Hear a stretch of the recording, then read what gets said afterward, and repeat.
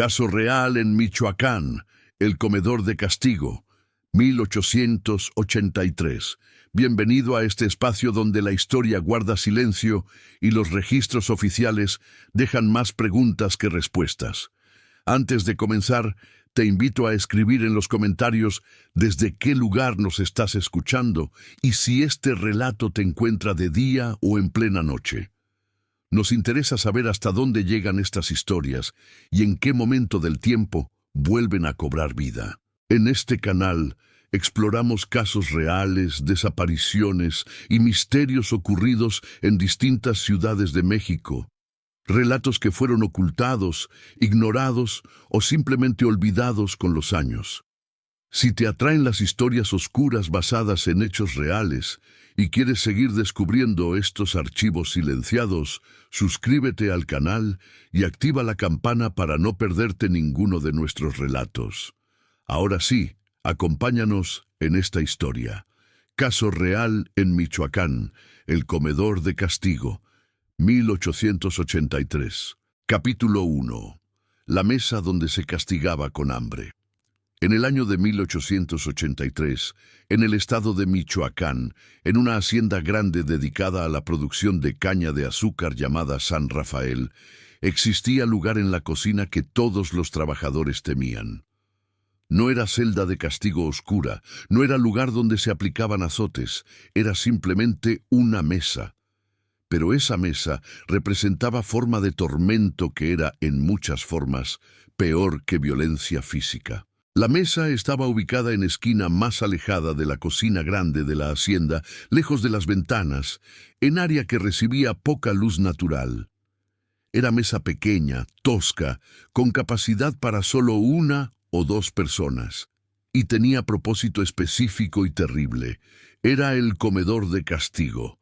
La hacienda San Rafael era propiedad de don Ignacio Romero, hombre de 60 años quien había heredado la propiedad de su padre.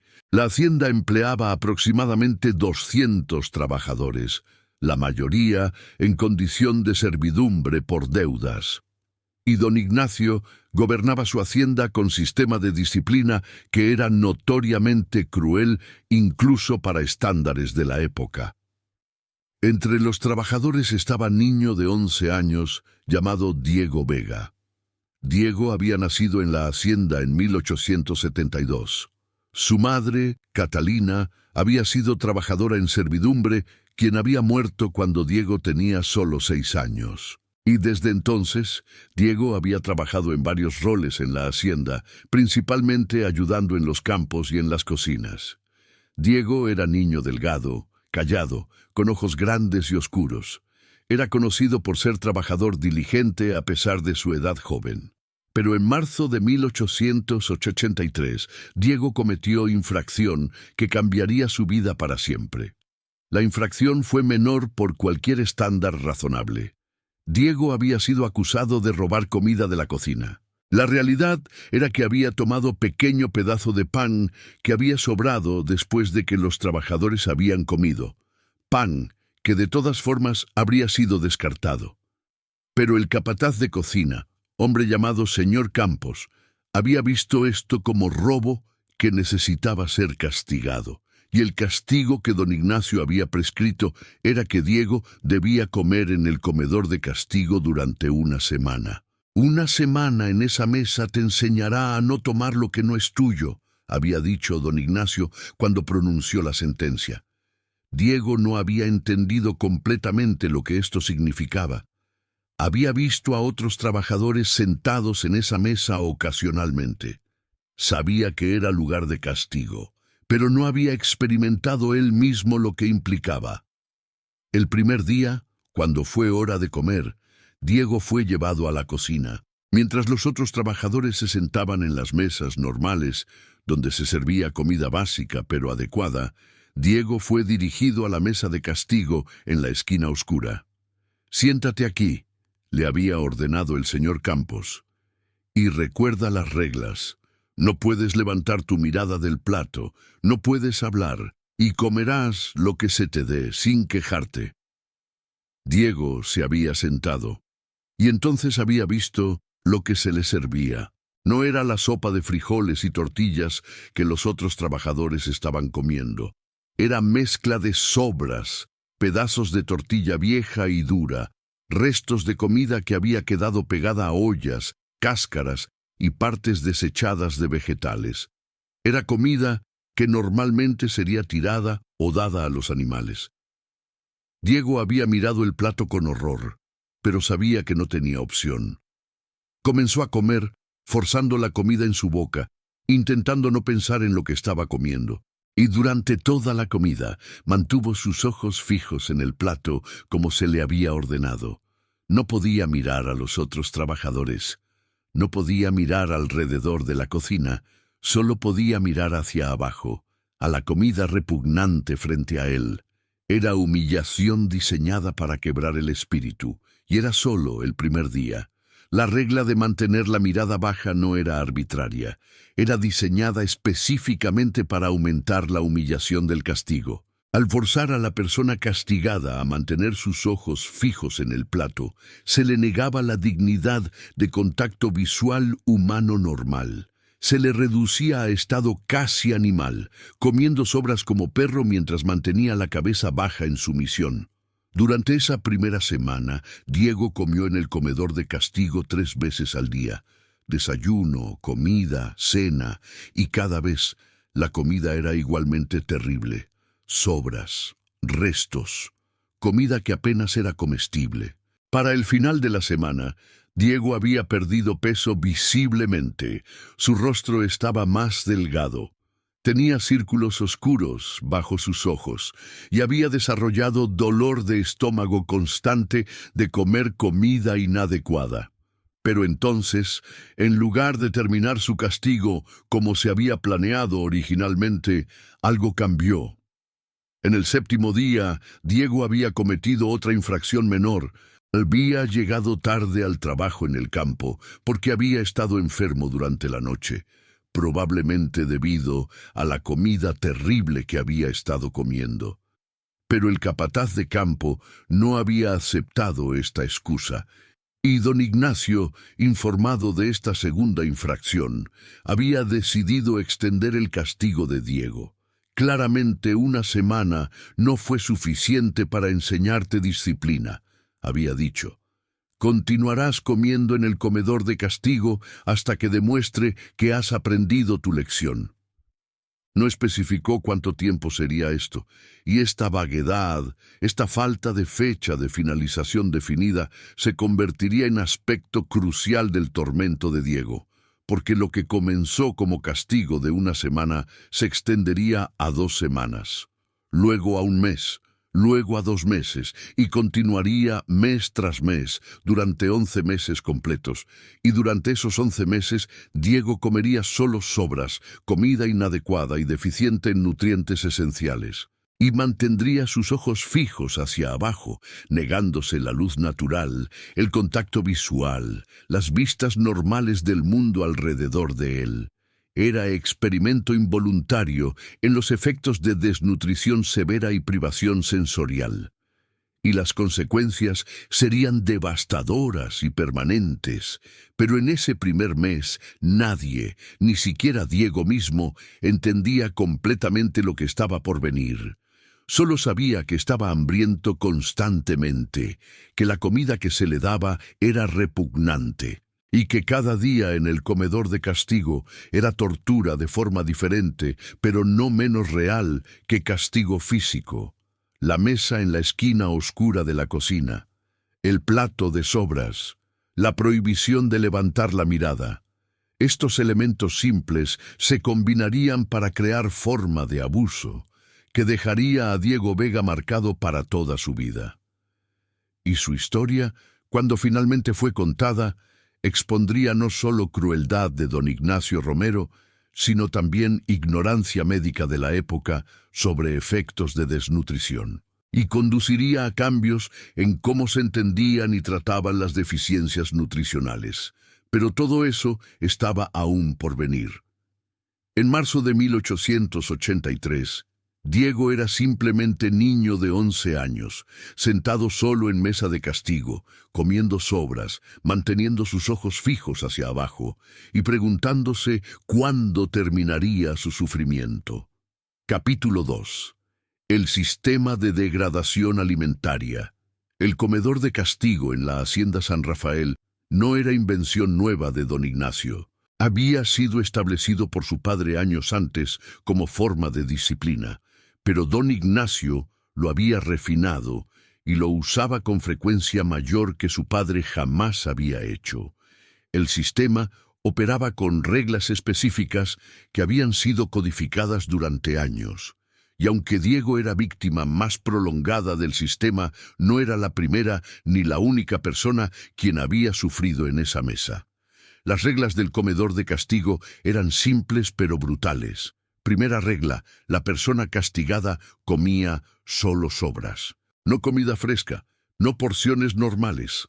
Solo lo que quedaba después de que todos los demás habían comido, más los desechos de cocina que normalmente serían tirados.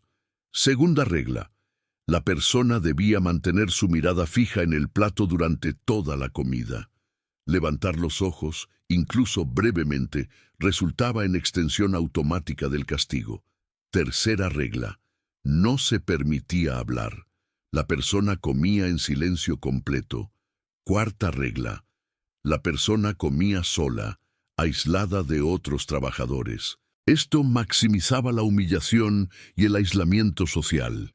Quinta regla: la duración del castigo era determinada únicamente por don Ignacio. No había apelación. No había fecha de finalización garantizada. El señor Campos, el capataz de cocina, era responsable de implementar estas reglas, y lo hacía con eficiencia cruel. Cada comida preparaba plato especial para quienquiera que estuviera siendo castigado. Recolectaba los restos, tortillas que se habían caído al suelo y recogido, frijoles que se habían quemado en el fondo de la olla, pedazos de carne que eran mayormente grasa y cartílago, cáscaras de vegetales. No queremos desperdiciar comida buena en quienes no la merecen, era su justificación, pero la realidad era que la comida servida en el comedor de castigo apenas calificaba como comida en absoluto. Era mezcla repugnante que carecía de nutrientes esenciales. No había frutas frescas, no había vegetales apropiados, no había proteína de calidad. Era dieta que, mantenida durante tiempo prolongado, garantizaba desnutrición. Antes de Diego, había habido otros trabajadores quienes habían comido en el comedor de castigo. La mayoría habían sido castigados durante periodos más cortos, típicamente 1 a 2 semanas. Una trabajadora llamada María había pasado 3 semanas allí en 1881 por haber hablado irrespetuosamente a un supervisor. Después de su experiencia, había desarrollado problemas dentales severos y había perdido peso significativo. Un hombre llamado José había sido castigado durante 2 semanas en 1882 por haber llegado tarde al trabajo repetidamente. Había desarrollado problemas digestivos que persistieron durante meses después, pero ningún castigo previo había durado tanto como el de Diego. Y nadie había experimentado las consecuencias médicas que Diego eventualmente desarrollaría. La regla de mantener la mirada baja tenía efectos que iban más allá de la humillación psicológica. Tenía consecuencias físicas reales. Al mantener los ojos constantemente enfocados hacia abajo, en distancia cercana, durante meses, Diego estaba privando a sus ojos de variedad normal de distancias focales y de exposición a luz natural adecuada. Los humanos necesitan exponer sus ojos a luz natural, particularmente luz del sol. Esta exposición ayuda a regular ritmos circadianos, pero también tiene efectos directos en la salud ocular. Y al mantener a Diego en esquina oscura de la cocina, con ojos constantemente fijos hacia abajo, el sistema estaba creando condiciones que contribuirían a sus problemas de visión futuros. Pero los problemas más serios vendrían de la dieta deficiente. La comida que Diego estaba comiendo carecía de vitaminas esenciales.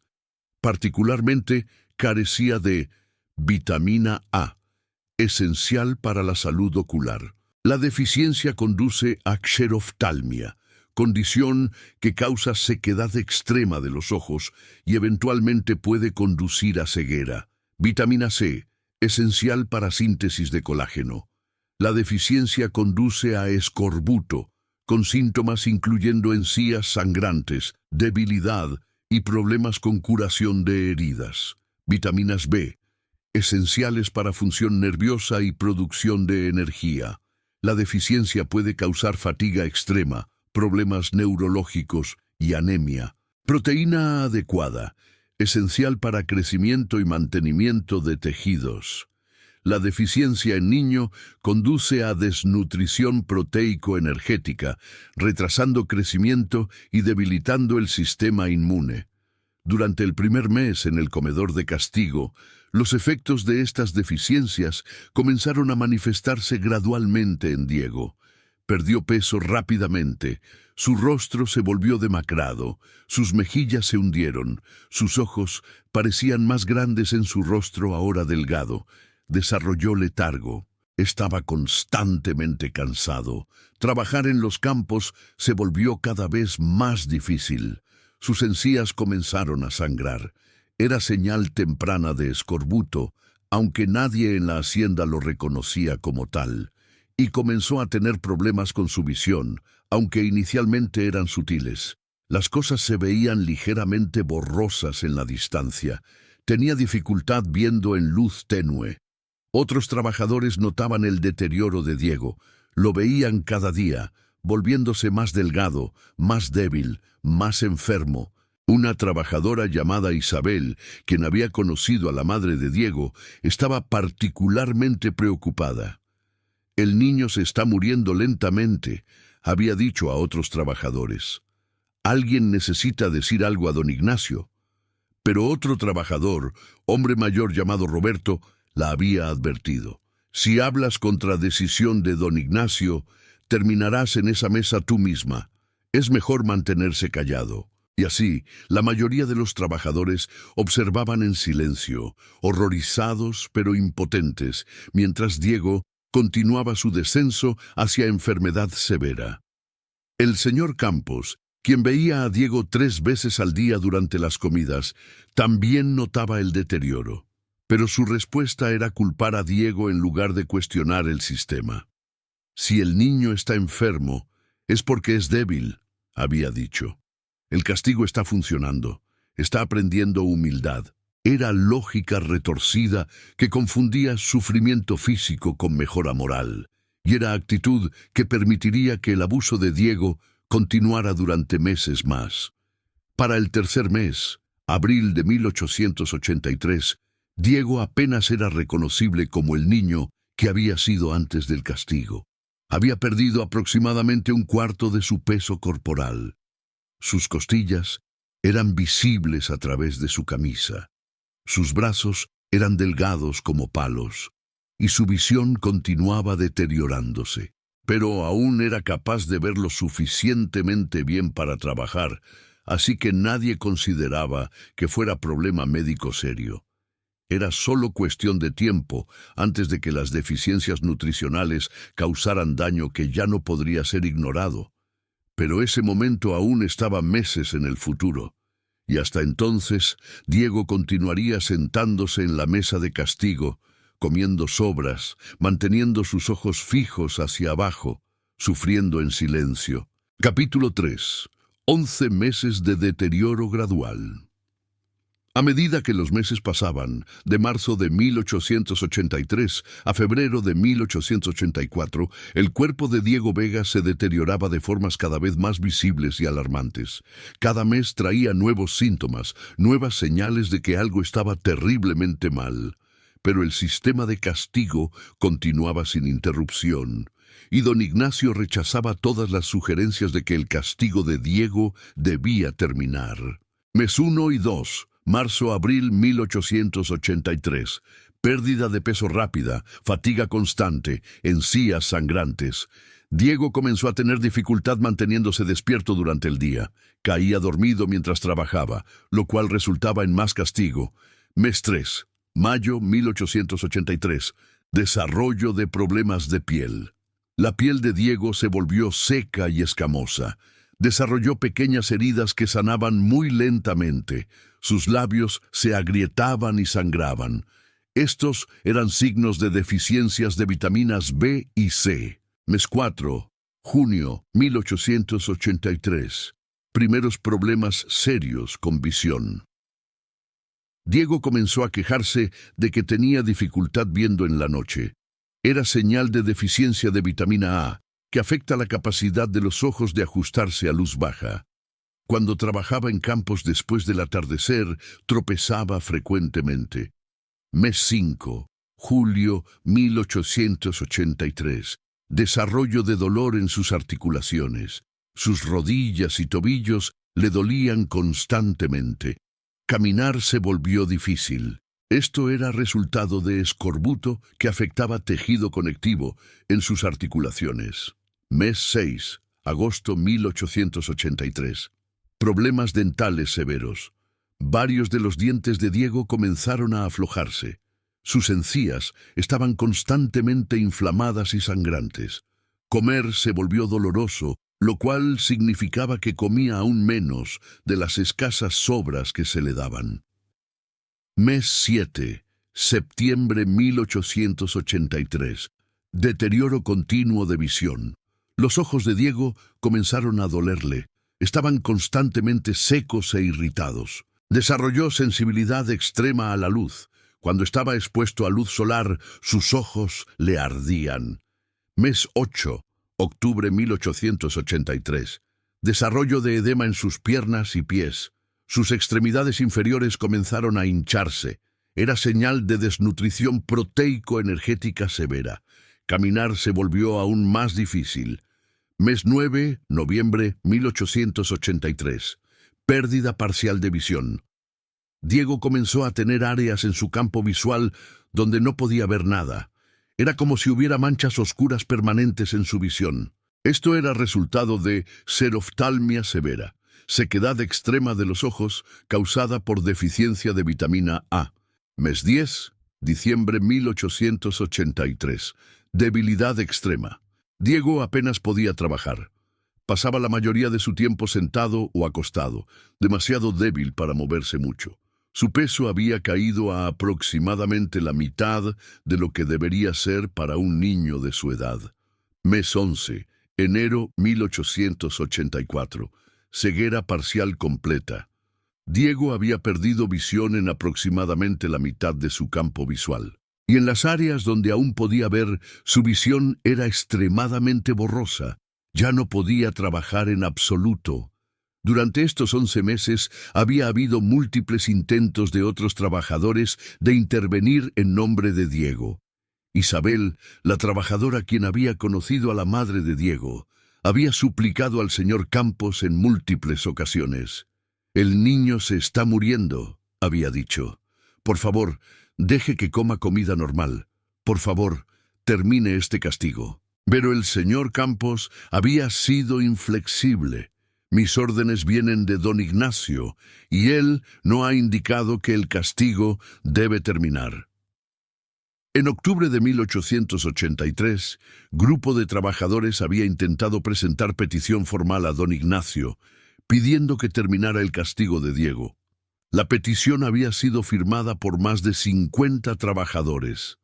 Don Ignacio había rechazado la petición sin siquiera leerla completamente. Quienes firmaron esto están interfiriendo en asuntos disciplinarios de esta hacienda, había declarado. Y tal interferencia será castigada también. Como resultado, 5 de los trabajadores, quienes habían sido los más vocales en defender a Diego, fueron puestos en el comedor de castigo ellos mismos, aunque por períodos más cortos de una semana cada uno. Era mensaje claro. Intentar ayudar a Diego resultaría en castigo para ti mismo. y efectivamente silenció a la mayoría de los trabajadores. Durante este tiempo, Diego mismo había cambiado profundamente, no solo físicamente, sino también psicológicamente. Los primeros meses había mantenido esperanza de que el castigo terminaría pronto. Había creído que si simplemente seguía las reglas, si mantenía sus ojos hacia abajo, si comía sin quejarse, eventualmente sería liberado. Pero a medida que semanas se convirtieron en meses, esa esperanza se había erosionado. Para el sexto mes, Diego había dejado de esperar que terminara. Había aceptado que esta era su vida ahora.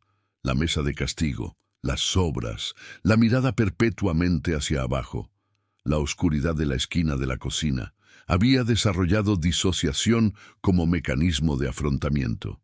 Durante las comidas, su mente vagaba lejos. Pensaba en su madre, quien había muerto años antes. Se preguntaba si estaba viéndolo desde algún lugar. Se preguntaba si ella estaba decepcionada de que él no era lo suficientemente fuerte para sobrevivir esto. Los otros trabajadores notaban este cambio también. Diego había dejado de responder cuando le hablaban. Parecía estar en trance la mayor parte del tiempo. Es como si su espíritu ya se hubiera ido, había observado Isabel tristemente. Su cuerpo aún está aquí, pero él realmente ya no está. Para el 10º mes, cuando Diego estaba tan débil que ya no podía trabajar, hubo discusión seria entre los capataces sobre qué hacer con él. El niño es inútil ahora, había argumentado el capataz de campo. No puede trabajar, solo está consumiendo recursos. Deberíamos simplemente dejarlo ir. Pero el señor Campos había estado en contra. Si lo dejamos ir ahora, parecerá que el castigo falló. Don Ignacio no aceptará eso. Y así, Diego había continuado sentándose en la mesa de castigo, aunque ya casi no podía comer. Sus problemas dentales eran tan severos que masticar era agonizante, y su estómago, encogido por meses de desnutrición, ya no podía tolerar mucha comida. Para el 11º mes, en enero de 1884, estaba claro incluso para el señor Campos que algo tenía que cambiar. Diego estaba claramente muriendo. Su piel tenía tono grisáceo. Sus ojos, cuando los abría brevemente, estaban vidriosos y sin enfoque. Su respiración era superficial y trabajada, y fue entonces, finalmente, cuando intervención médica fue buscada. No por compasión, sino porque don Ignacio no quería tener muerte de trabajador en su hacienda, que pudiera atraer atención no deseada de autoridades. Médico de pueblo cercano fue llamado, y cuando llegó y examinó a Diego, quedó atónito por lo que encontró. Capítulo 4. La ceguera inexplicable y el diagnóstico médico. El doctor Ernesto Villalobos era médico de 45 años, quien había practicado en región de Michoacán durante 20 años. Había visto muchos casos de enfermedad y lesión durante su carrera, pero cuando fue llamado a la Hacienda San Rafael en febrero de 1884 para examinar a Diego Vega, encontró caso que lo desconcertaría inicialmente y eventualmente lo horrorizaría.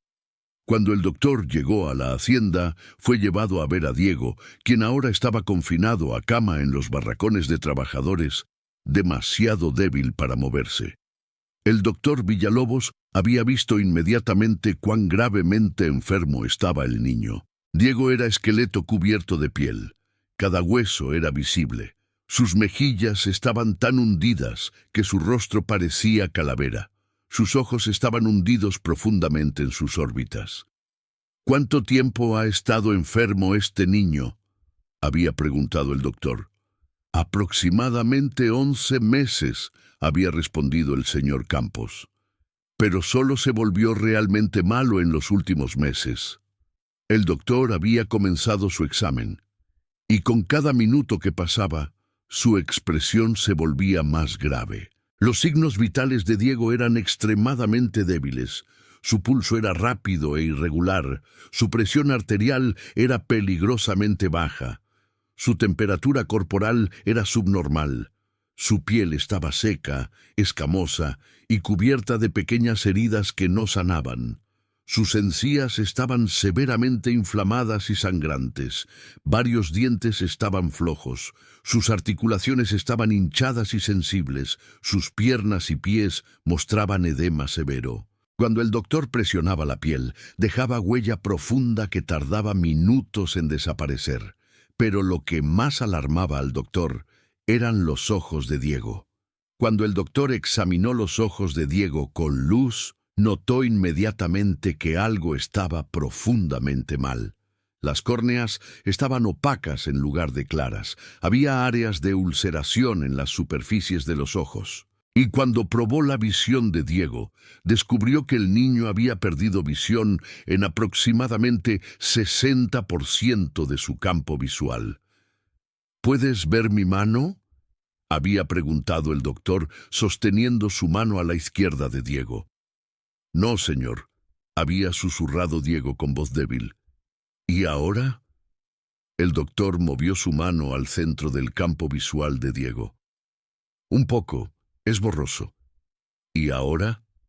A la derecha. No, señor. El doctor Villalobos había quedado perplejo. Había visto ceguera antes, por supuesto, pero usualmente tenía causas obvias, lesiones, cataratas, infecciones específicas. Este patrón de pérdida de visión, combinado con todos los otros síntomas, no encajaba con ninguna enfermedad que reconociera inmediatamente. Había interrogado al señor Campos sobre la historia médica de Diego. ¿Ha tenido alguna lesión en la cabeza? ¿Alguna infección en los ojos? ¿Alguna enfermedad seria antes de esto? No que yo sepa, había respondido el señor Campos. Era niño saludable antes de hace 11 meses. ¿Y qué cambió hace 11 meses? El señor Campos había vacilado antes de responder. Fue puesto en el comedor de castigo. ¿Comedor de castigo? ¿Qué es eso? Y entonces el señor Campos había explicado el sistema. La mesa en la esquina oscura, las sobras, la prohibición de levantar la mirada, los 11 meses que Diego había pasado allí. A medida que el doctor escuchaba, su expresión pasaba de confusión a comprensión, a horror. ¿Me está diciendo, había preguntado lentamente, que este niño ha estado comiendo solo sobras, sin nutrición apropiada, durante 11 meses? Eran las reglas del castigo, había respondido el señor Campos defensivamente. Y lo mantuvieron con sus ojos constantemente fijos hacia abajo, en esquina oscura, durante todo ese tiempo. Sí, esas eran las reglas. El doctor Villalobos había tenido que sentarse. Estaba procesando lo que acababa de escuchar. Y de repente, todos los síntomas que había observado comenzaban a tener sentido. Este niño, había dicho finalmente, está sufriendo de desnutrición extrema. Las encías sangrantes, los dientes flojos, las heridas que no sanan son señales de escorbuto, causado por deficiencia de vitamina C. El edema, la debilidad extrema, son señales de desnutrición proteico-energética. Y la pérdida de visión es resultado de xeroftalmia, ceguera causada por deficiencia severa de vitamina A. El señor Campos había parecido confundido. Xero. ¿Qué?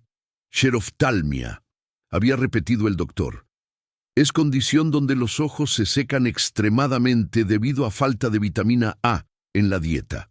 Sin tratamiento, conduce a ulceración de las córneas y eventual ceguera permanente. ¿Qué es exactamente lo que está pasando a este niño? ¿Pero eso es curable?, había preguntado el señor Campos. El doctor había sacudido la cabeza tristemente. Si hubiera sido tratado hace meses, sí. Pero después de 11 meses de deficiencia severa, mucho del daño probablemente es permanente. Este niño probablemente nunca recuperará completamente su visión y está en riesgo serio de morir si no recibe nutrición apropiada inmediatamente. El doctor había comenzado a escribir instrucciones detalladas sobre cómo Diego debía ser cuidado. dieta específica incluyendo frutas frescas, vegetales, carne de calidad, suplementos si estaban disponibles, exposición gradual a luz solar, reposo completo y, por supuesto, había añadido, nunca más debe ser puesto en ese comedor de castigo o en cualquier situación similar. Pero entonces había hecho pregunta que cambiaría todo. Necesito hablar con don Ignacio, había dicho. Necesito entender cómo se permitió que esta situación llegara tan lejos, y necesito asegurarme de que no volverá a pasar. El señor Campos había palidecido. Sabía que don Ignacio no reaccionaría bien a ser cuestionado por médico sobre sus métodos disciplinarios. No estoy seguro de que eso sea buena idea, había comenzado, pero el doctor había sido inflexible. Tengo obligación médica y moral de reportar esto. Lo que se hizo a este niño no es simplemente castigo, es tortura y ha resultado en daño permanente. Don Ignacio necesita responder por esto. Era momento decisivo y conduciría a confrontación que finalmente expondría el sistema del comedor de castigo y sus horribles consecuencias. Capítulo 5. La confrontación y exposición del sistema.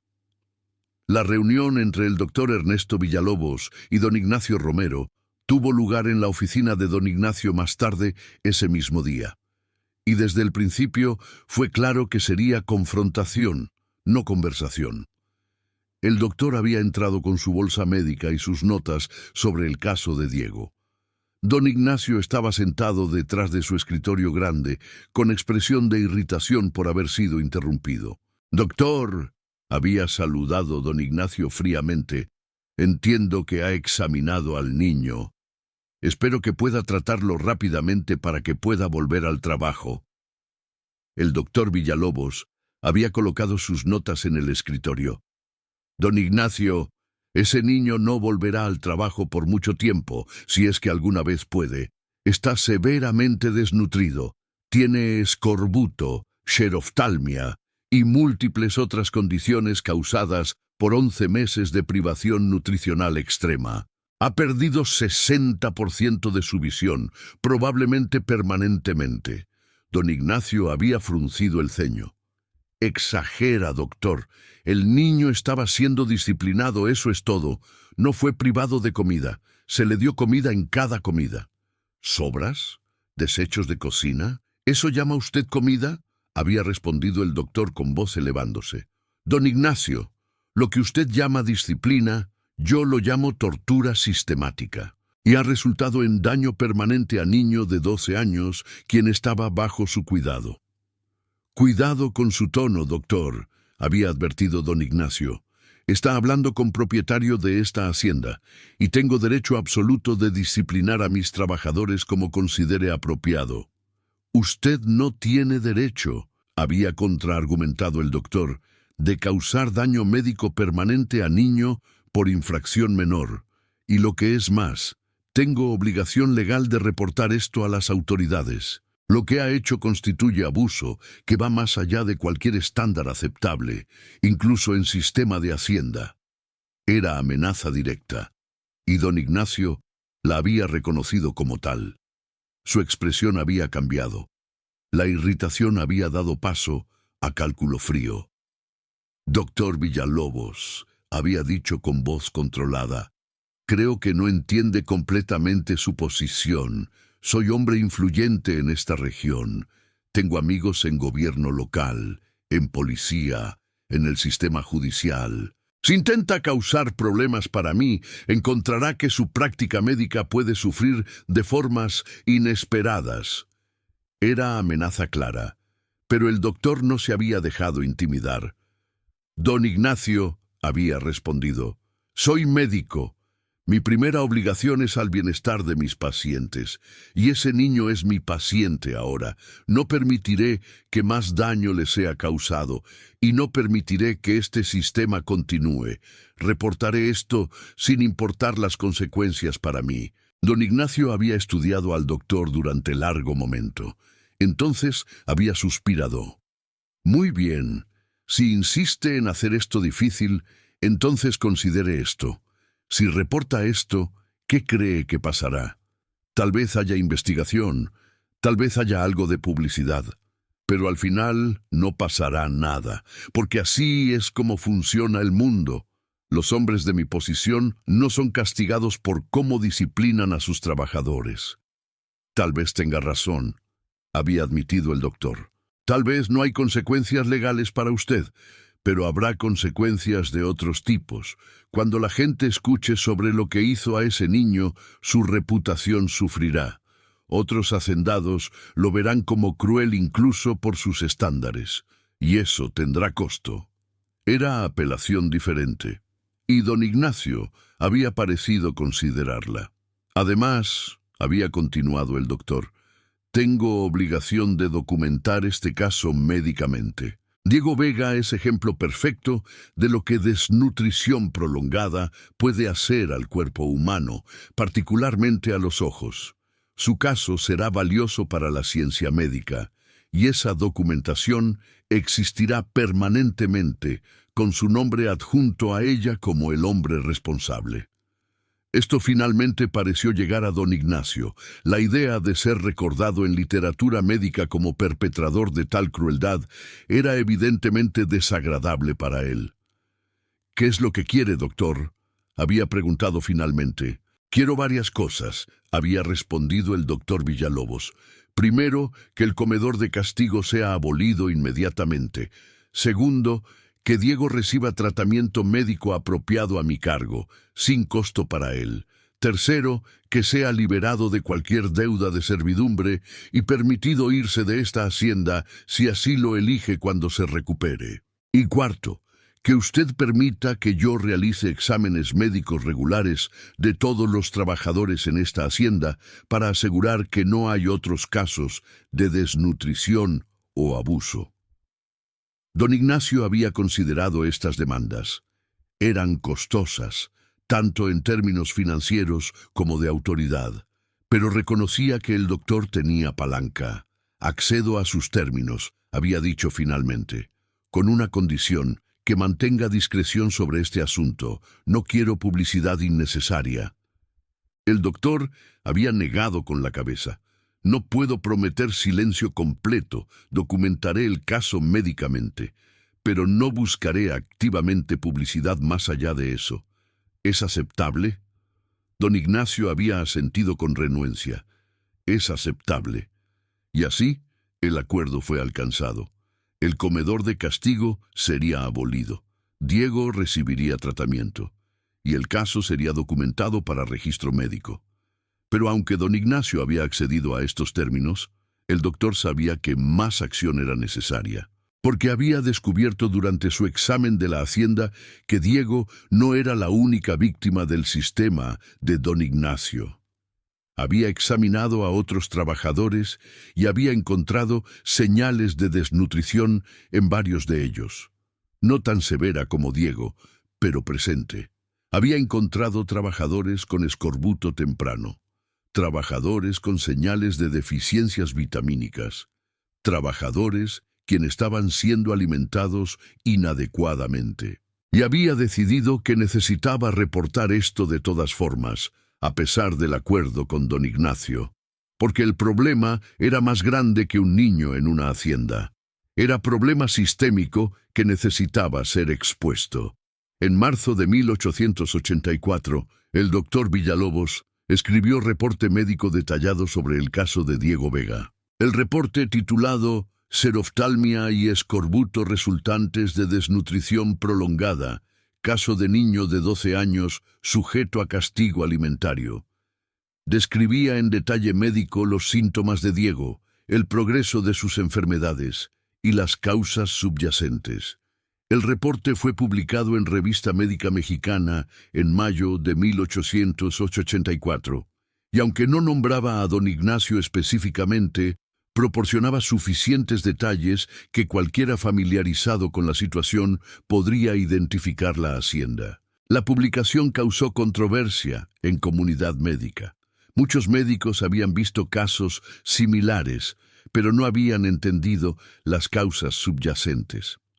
El reporte del doctor Villalobos ayudó a establecer conexión clara entre dieta y problemas de visión, entre desnutrición y enfermedades específicas, y más importante, llamó atención al problema de desnutrición deliberada como forma de castigo en haciendas.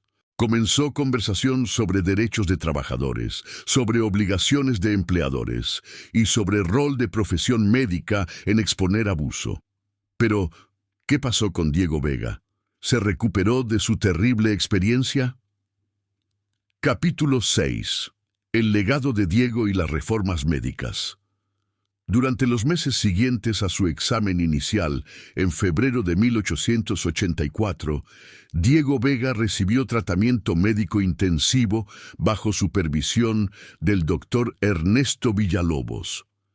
Pero su recuperación fue parcial en el mejor de los casos. El doctor había implementado régimen nutricional diseñado para revertir las deficiencias que Diego había sufrido. Diego fue alimentado con dieta rica en frutas frescas, particularmente naranjas y limones para vitamina C. Fue dado hígado y otros alimentos ricos en vitamina A, proteína de alta calidad en forma de carne, huevos y leche. Durante primeras semanas, el cuerpo de Diego respondió dramáticamente. Comenzó a ganar peso. Las encías sangrantes comenzaron a sanar. Las heridas en su piel comenzaron a cerrarse. El edema en sus piernas gradualmente disminuyó. Su salud general mejoró significativamente. Para mayo de 1884, había ganado peso suficiente que ya no parecía esqueleto. Su rostro había llenado. Sus mejillas tenían color de nuevo. Tenía energía suficiente para caminar sin ayuda. Pero su visión no se recuperó de la misma forma. La xeroftalmia que había desarrollado durante sus 11 meses de desnutrición había causado ulceración permanente de sus córneas. El tejido cicatricial que se formó cuando las úlceras sanaron era opaco, no transparente como córnea normal. Y este tejido cicatricial permanecía, bloqueando permanentemente partes de su campo visual. El doctor Villalobos había consultado con oftalmólogo especializado de Ciudad de México, quien había examinado a Diego en junio de 1884. El especialista había confirmado el diagnóstico. Diego había perdido permanentemente aproximadamente 60% de su visión. Las áreas afectadas por cicatrización nunca sanarían completamente. El daño es irreversible, había explicado el especialista. Si hubiera sido tratado hace meses, tal vez podríamos haber salvado más de su visión. Pero después de 11 meses sin vitamina A adecuada, el daño progresó demasiado. Diego, escuchando este diagnóstico, había llorado. No tanto por la pérdida de visión en sí, aunque eso era devastador, sino por la realización de que llevaría marcas permanentes de su castigo por resto de su vida. Nunca seré normal de nuevo, había dicho al doctor. Siempre seré el niño ciego de la hacienda. El doctor Villalobos había intentado consolarlo. Aún tienes 40% de tu visión, y con práctica aprenderás a adaptarte. Muchas personas con visión parcial viven vidas plenas. Tú también puedes. Y de hecho, durante los años siguientes, Diego aprendió a adaptarse a su visión limitada. Aprendió a girar su cabeza para compensar por áreas ciegas en su campo visual. Aprendió a usar su visión periférica de formas que no había hecho antes. Y aprendió a confiar en otros sentidos, particularmente audición y tacto, para complementar su visión reducida. En agosto de 1884, fiel al acuerdo con el doctor Villalobos, don Ignacio liberó a Diego de servidumbre. Diego fue libre de irse de la hacienda San Rafael, pero ¿a dónde iría? No tenía familia, no tenía otros recursos, y su visión limitada hacía difícil encontrar trabajo. El doctor Villalobos, sintiendo responsabilidad por Diego, había tomado arreglos para él. Había contactado a Escuela en Morelia, quien estaba dispuesta a aceptar a Diego y entrenarlo en oficio que no requiriera visión perfecta. Diego, comenzaría a aprender carpintería, trabajo donde podría usar principalmente tacto y experiencia. Diego se había mudado a Morelia en septiembre de 1884 y durante los años siguientes había trabajado para construir nueva vida para sí mismo. Era difícil, su visión limitada era obstáculo constante y llevaba trauma psicológico de sus 11 meses en el comedor de castigo. Pero sobrevivió y eventualmente prosperó en su propio camino. Para 1890, a edad de 18 años, era carpintero competente. No era el mejor, porque su visión limitada hacía trabajo detallado difícil, pero era lo suficientemente hábil para ganarse la vida, y llevaba su historia con él. Cuando la gente preguntaba sobre su visión, él les contaba lo que le había pasado. Contaba sobre el comedor de castigo, sobre los 11 meses de sobras, sobre el desarrollo gradual de ceguera. Su historia se convirtió en advertencia y contribuyó a conciencia creciente sobre peligros de desnutrición y sobre crueldad de usar privación alimentaria como castigo. El caso de Diego también tuvo impacto significativo en campo médico. El reporte del Dr. Villalobos, publicado en 1884, se convirtió en texto de referencia importante sobre xeroftalmia y escorbuto. Para 1890, médicos en toda México estaban más conscientes de estas condiciones. Cuando veían síntomas similares, ahora entendían las causas y podían proporcionar tratamiento más temprano antes de que daño permanente ocurriera. El caso también ayudó a establecer principio de que médicos tenían obligación de reportar abuso, incluso cuando abuso era perpetrado por personas poderosas. El doctor Villalobos se convirtió en defensor de derechos de trabajadores, particularmente en contexto de haciendas. En 1895 dio conferencia en Sociedad Médica Mexicana titulada El deber del médico de testimoniar abuso. En conferencia usó caso de Diego como ejemplo de por qué médicos no podían simplemente tratar síntomas sin abordar causas subyacentes. Cuando vi a Diego Vega, dijo, podría simplemente haber tratado su ceguera como condición médica aislada. Pero habría sido fallo moral, porque la causa de su ceguera no era enfermedad natural, era abuso deliberado, y como médico tenía obligación de exponer ese abuso y trabajar para prevenirlo en el futuro.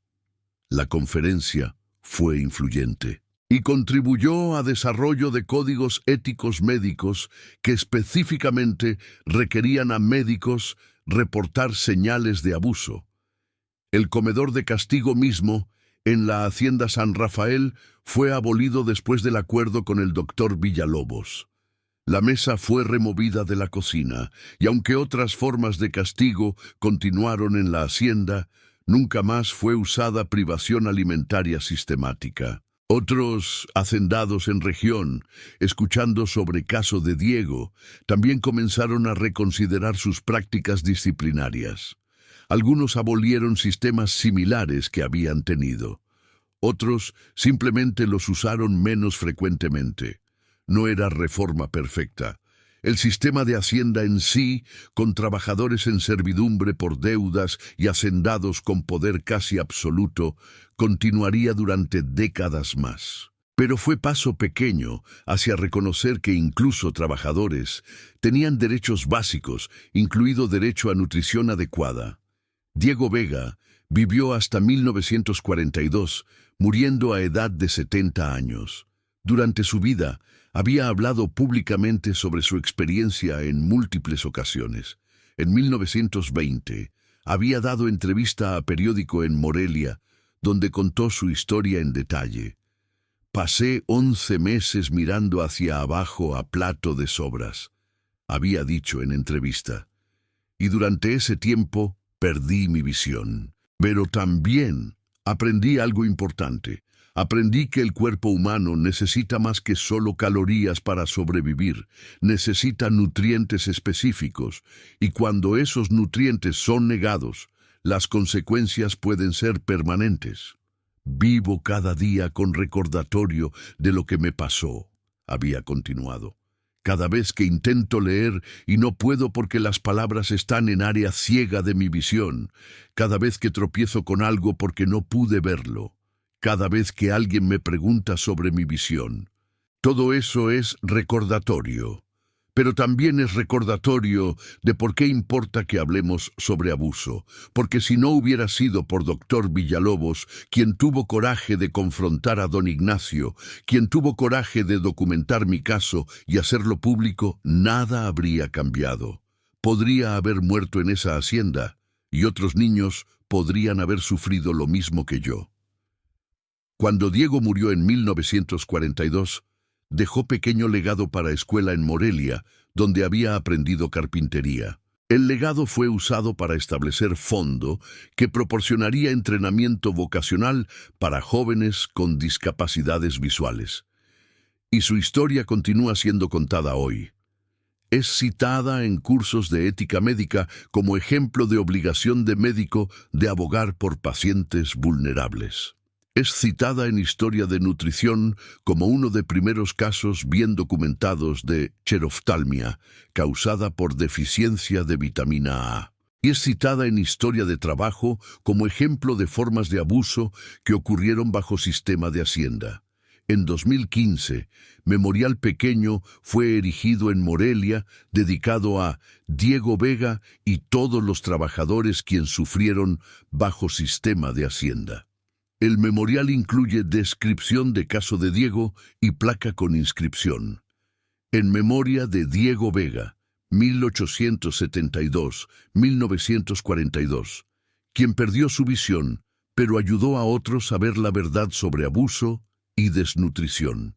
Que su historia nos recuerde siempre que nutrición no es lujo, sino derecho humano fundamental. La mesa misma, el comedor de castigo de la Hacienda San Rafael, no sobrevivió. Fue destruida cuando la cocina fue renovada años después.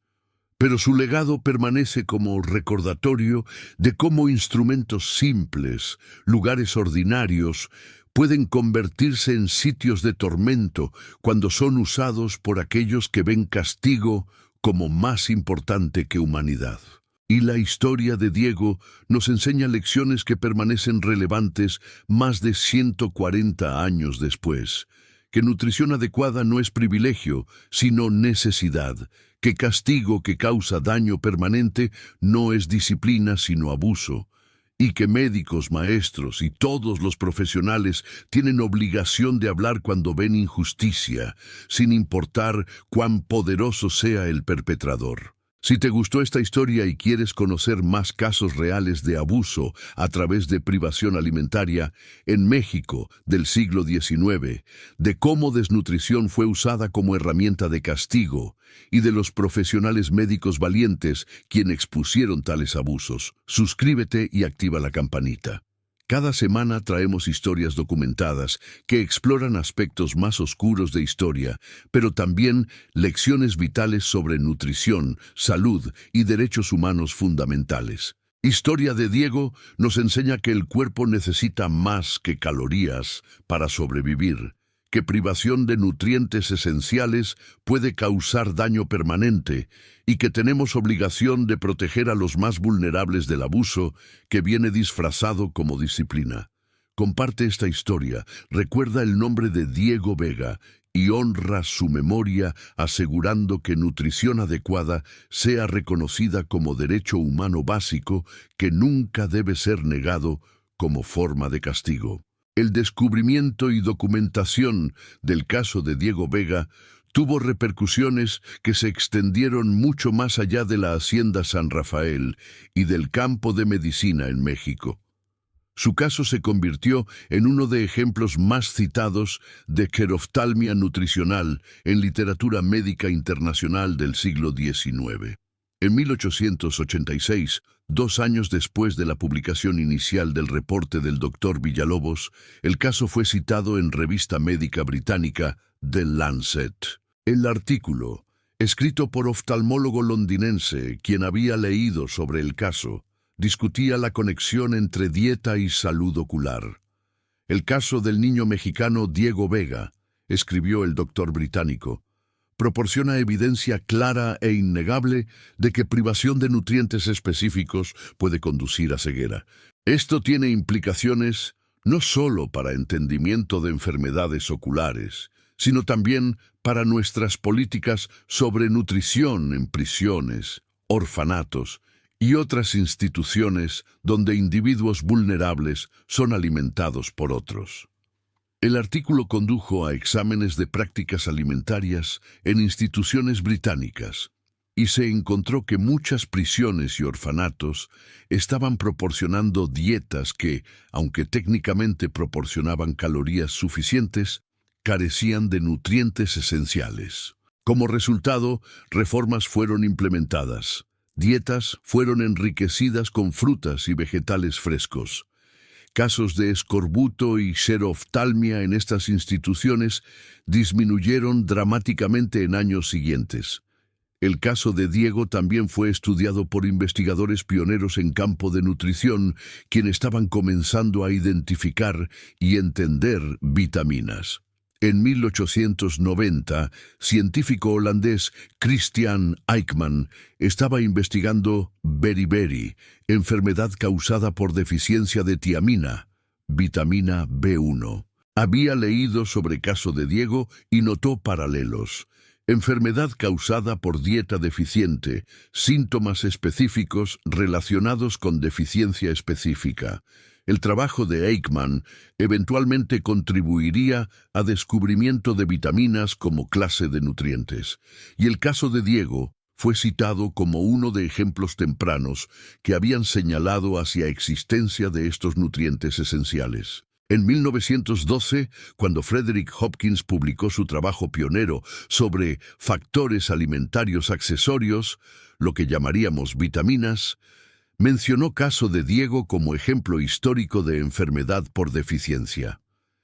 El niño mexicano, quien perdió su visión después de 11 meses de dieta deficiente, escribió Hopkins, estaba sufriendo de lo que ahora entendemos como deficiencia de vitamina A.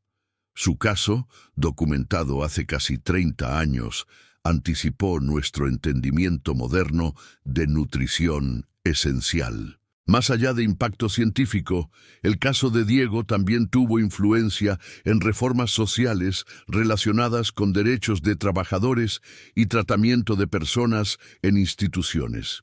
En 1900, activista mexicano de derechos laborales llamado Ricardo Flores Magón escribió artículo titulado El comedor de castigo y la crueldad del sistema de Hacienda. El artículo usaba caso de Diego como ejemplo de cómo trabajadores eran tratados como menos que humanos. Diego Vega era niño de 11 años, escribió Flores Magón, quien cometió infracción menor de tomar pedazo de pan sobrante, y por esto fue sentenciado a 11 meses de desnutrición deliberada que le dejó parcialmente ciego por resto de su vida. ¿Qué tipo de sociedad permite tal crueldad? ¿Qué tipo de sistema legal protege a aquellos quienes infligen tal daño? El artículo fue influyente en movimiento laboral emergente en México, y el caso de Diego se convirtió en símbolo de necesidad de reforma. Cuando Revolución Mexicana comenzó en 1910, uno de gritos de guerra era tierra y libertad. Pero también había demandas de derechos básicos para trabajadores, incluido derecho a nutrición adecuada, y activistas a menudo citaban caso de Diego como ejemplo de por qué tales derechos eran necesarios. En 1917, cuando nueva Constitución mexicana fue escrita, incluía artículo 123 que establecía derechos laborales. Entre estos derechos estaba provisión de que trabajadores debían recibir alimentación nutritiva y suficiente. Aunque el lenguaje era vago y la implementación era inconsistente, fue paso importante hacia reconocer nutrición como derecho legal, no solo necesidad física. El caso de Diego también tuvo impacto duradero en familia del doctor Ernesto Villalobos. Su hijo, quien se convirtió en médico también, dedicó su carrera a estudiar desnutrición en niños pobres. En 1920, el doctor Luis Villalobos, hijo, publicó estudio comprensivo sobre desnutrición infantil en México rural. El estudio examinó miles de niños y encontró que deficiencias nutricionales eran mucho más comunes de lo que se había pensado previamente. Mi padre me contó historia de Diego Vega cuando yo era niño, escribió el doctor Luis Villalobos en introducción a su estudio. Y esa historia me inspiró a dedicar mi carrera a entender y combatir desnutrición. Porque lo que pasó a Diego no fue incidente aislado, era síntoma de problema mucho más grande que afecta a millones de niños en nuestro país. El estudio del doctor Luis Villalobos fue instrumental en establecer programas de nutrición infantil en México en década de 1920 y 1930. En cuanto a la Hacienda San Rafael misma, continuó operando hasta Revolución Mexicana. Durante Revolución, la hacienda fue atacada por fuerzas revolucionarias. Don Ignacio Romero había muerto en 1895, pero su hijo, quien había heredado la hacienda, fue forzado a huir durante Revolución. La hacienda fue eventualmente dividida y distribuida entre trabajadores como parte de reforma agraria post-revolución. Y muchos de trabajadores quien habían sufrido bajo sistema de Don Ignacio finalmente recibieron tierras propias. En 1925, trabajadores quien ahora poseían parcelas de antigua hacienda erigieron monumento pequeño en el sitio donde la cocina había estado. El monumento llevaba inscripción simple, en memoria de Diego Vega y todos quienes sufrieron aquí, nunca olvidaremos. Diego mismo, en sus años posteriores, se había convertido en algo así como celebridad local en Morelia. Su historia era conocida ampliamente y a menudo era invitado a hablar a grupos de jóvenes sobre su experiencia. En una de estas charlas en 1930, cuando tenía 58 años, Diego había hablado sobre el significado más amplio de su experiencia. Cuando era niño en esa mesa de castigo, dijo, solo pensaba en mi propio sufrimiento, en el hambre, en la humillación, en el dolor de perder mi visión. No entendía que mi experiencia era parte de patrón más grande de cómo sociedad trataba a los más vulnerables. Pero ahora, mirando hacia atrás, veo que lo que me pasó era síntoma de sistema que veía a personas como yo como desechables, como menos que humanos, como objetos que podían ser castigados sin consideración por las consecuencias. Y veo que cambiar eso requiere más que simplemente documentar abuso individual, continuó. Requiere cambiar actitudes fundamentales sobre valor humano, sobre derechos, sobre qué constituye tratamiento aceptable de otros seres humanos. Mi visión nunca volverá, dijo finalmente, pero si mi historia ha ayudado a cambiar cómo sociedad piensa sobre estos temas, entonces mi sufrimiento no fue completamente en vano. Estas palabras resonaron con muchos en audiencia y fueron citadas frecuentemente en años posteriores por activistas de derechos humanos. El doctor Ernesto Villalobos, quien había expuesto inicialmente el caso, continuó practicando medicina hasta su muerte en 1920. En sus memorias, escritas poco antes de su muerte, dedicó capítulo entero al caso de Diego. De todos los casos que traté durante 40 años de práctica médica, escribió, el caso de Diego Vega fue el más impactante, no porque fue el más médicamente complejo, sino porque reveló cuán fácilmente crueldad puede ser normalizada, cuán fácilmente abuso puede ser justificado como disciplina. Cuando confronté a don Ignacio sobre lo que había hecho a Diego, continuó, él genuinamente creía que estaba dentro de sus derechos, que disciplinar trabajador con privación alimentaria era forma aceptable de mantener orden en su hacienda. No veía nada mal en ello. Y esa fue la revelación más perturbadora de todas, escribió el doctor. No estaba lidiando con monstruo sádico quien disfrutaba causar dolor. estaba lidiando con hombre quien había sido tan completamente adoctrinado en sistema de poder desigual que genuinamente no veía problema con causar daño permanente a niño por infracción menor. Eso me enseñó que exposición de abuso individual no es suficiente, concluyó. Necesitamos cambiar sistemas que permiten y normalizan tal abuso. Y esa es tarea que va mucho más allá de medicina. Estas reflexiones del Dr. Villalobos fueron influyentes en desarrollo de ética médica en México, y su insistencia en que médicos tenían responsabilidad de abordar causas sistemáticas de enfermedad, no solo tratar síntomas individuales, se convirtió en principio rector para muchos médicos de generaciones posteriores. En 1950, en centenario del nacimiento de Dr. Villalobos, Asociación Médica Mexicana estableció Premio Villalobos, que se otorgaría anualmente a médico quien demostrara compromiso excepcional con defensa de pacientes vulnerables. El primer ganador del premio fue médico quien había trabajado durante décadas para mejorar nutrición en comunidades indígenas empobrecidas. En su discurso de aceptación, citó caso de Diego Vega como inspiración para su trabajo. Diego Vega perdió su visión hace más de 60 años, dijo, pero su historia nos ayuda a ver claramente incluso hoy.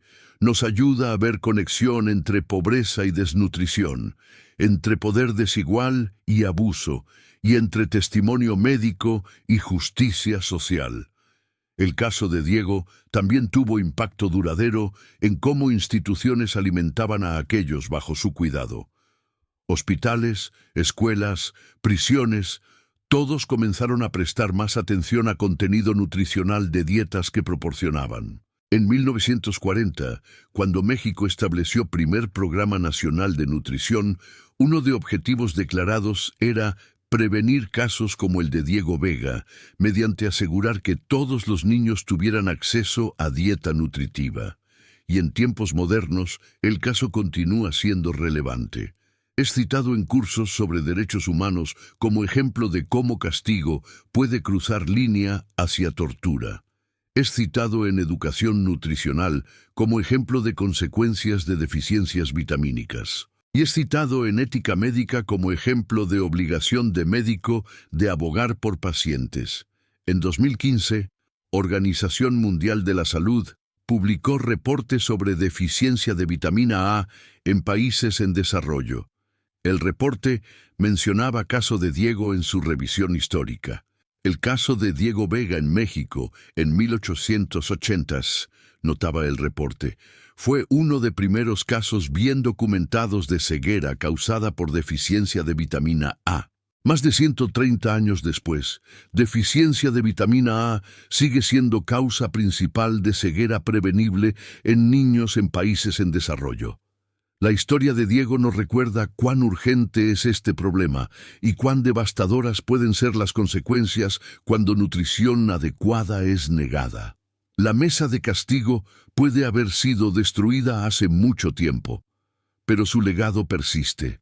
En cada programa de nutrición infantil, en cada ley que protege derechos de trabajadores, en cada médico quien tiene coraje de hablar contra abuso, en cada niño quien recibe vitamina A suplementaria para prevenir ceguera. Diego Vega pasó 11 meses mirando hacia abajo a plato de sobras, y durante ese tiempo perdió 60% de su visión. Pero su historia nos ayuda a ver.